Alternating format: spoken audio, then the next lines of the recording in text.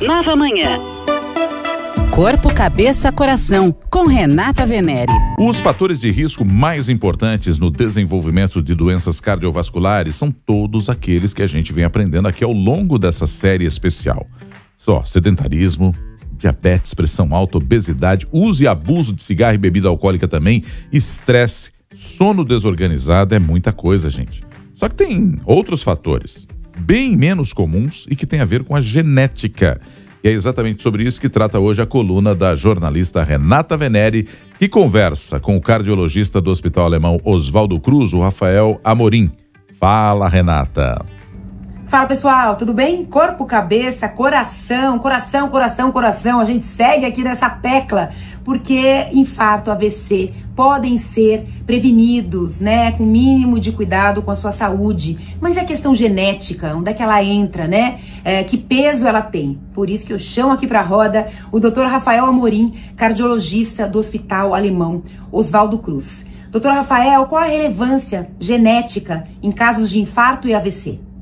Existem fatores de risco muito bem já documentados que aumentam o risco de uma pessoa ter uma doença, um evento cardiovascular, como, por exemplo, hipertensão, diabetes, obesidade, sedentarismo, tabagismo, que tem tanto um componente ambiental, mas algum desses fatores de risco, assim como a própria doença aterosclerótica, pode ter um componente genético significativo.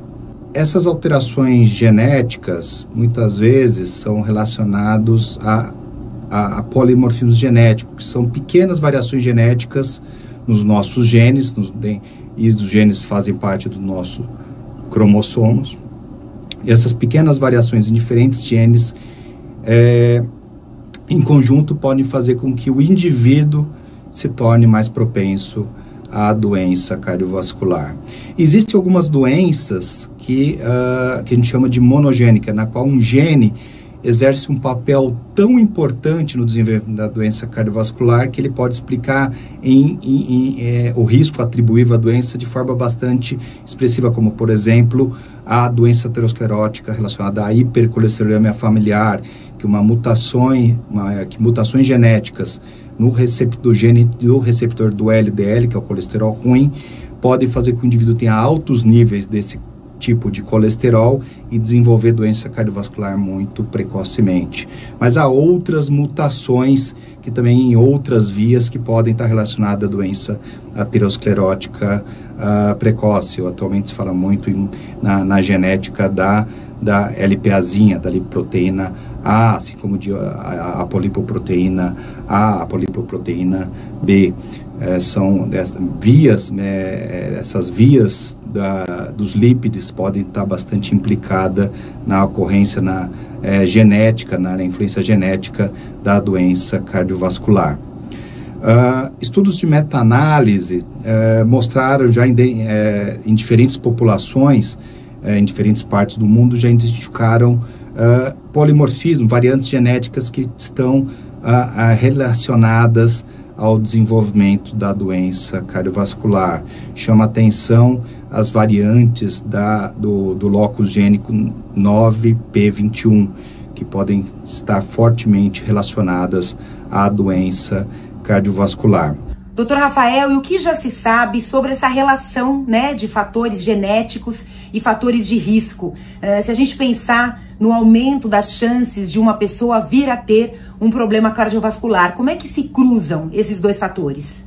Apesar dos muitos estudos já terem tentado definir quais scores de risco, quais grupos de variantes genéticas podem ser potenciais marcadores que levem a classificar o indivíduo como tendo maior risco de doença cardiovascular, isso ainda não está amplamente difundido na prática clínica. Alguns estudos mostraram controvérsia quando você agrega dados genéticos com os scores de risco que levam só em conta os fatores de risco tradicional, mas isso ainda está sendo bastante estudado. Por exemplo, nós estamos participando de um estudo que é o CVDINES, que é um estudo de iniciativa em conjunta do PROAD-SUS e Hospital Alemão Oswaldo Cruz, que irá avaliar marcadores genéticos na população brasileira em diferentes estados da União que possam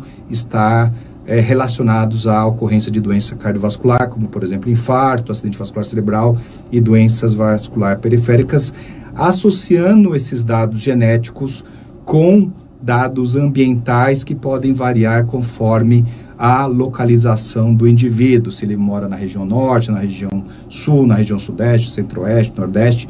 Então, a gente vai juntar os dados genéticos com também dados ambientais e socioeconômicos e geográficos para tentar dar marcadores que possam influenciar a saúde cardiovascular na nossa população. Dr. Rafael, cada vez mais estão se popularizando testes genéticos que apontam predisposição para determinadas condições de saúde, né? Já tem algum direcionamento em relação a essa predisposição apontada nesses testes para doenças cardiovasculares? Sem dúvida, a doença cardiovascular é influenciada pela genética. Geralmente ela é poligênica e mais raramente monogênica, isso é, a gente depende de pequenas alterações em vários genes, mas alguns indivíduos podem ter mutações patogênicas que causem problema em somente um gene, como por exemplo na hipercolesterolemia familiar. A realização dos testes genéticos para a doença cardiovascular ainda não é uma rotina, mas existem muitos estudos em andamento tentando determinar qual o melhor perfil, qual o melhor score genético para agregar tanto no risco como no prognóstico dos pacientes com doença cardiovascular. Muitos estudos aí pelo caminho, nos ajudando, né, a cuidar melhor da saúde, mas tem muita coisa que nós mesmos podemos e devemos fazer. Dr. Rafael Amorim, cardiologista do Hospital Alemão Oswaldo Cruz, muito obrigada pelas suas informações e amanhã tem mais, gente. Espero você para a gente fechar a nossa série sobre saúde do coração, combatendo infarto e AVC. Até lá! Renata Venere, sempre com a gente aqui, trazendo essa série a respeito do corpo, cabeça e coração. E essa série falando especificamente, né, a respeito dos problemas cardiovasculares.